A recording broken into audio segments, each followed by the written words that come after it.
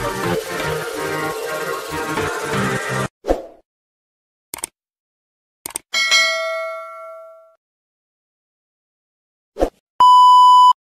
ini Bonda Rozita Ibrahim bersama adik dan suami nak buat projek kolam keli dan patin.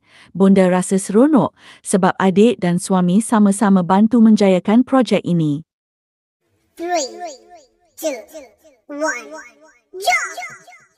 Kak, tengok mus punya pun. Tengok 7-8 nampaknya dia punya. Kau mus, kau melampau ya plate. Kau nak lawan tak RAE 1 tu boleh lawan? Jangan. Tak boleh kan? Hari ini Bonda merayau dengan geng kebun Bonda. Kenapa saya sangat gembira? Sebab saya dapat kembalikan nostalgia zaman kanak-kanak. Sebab saya salah seorang petani. Dan bila adik saya dan suami saya sama-sama membantu saya menjayakan projek ni adalah benda yang saya tak pernah rasa seumur hidup saya. Dan agaknya inilah hadiah Allah yang termahal dalam hidup saya. Apa dia? Berkongsi rezeki, berkongsi ilmu. Saya tak pandai semua benda tau. Tapi dengan adik-adik ni, mereka membantu mengurangkan beban saya demi cita-cita saya yang sangat besar. Menjadikan rumah hutan sebagai agroturism. Nampak? Saya ni dulu meneroka hutan. Jadi bila saya jadi wanita korporat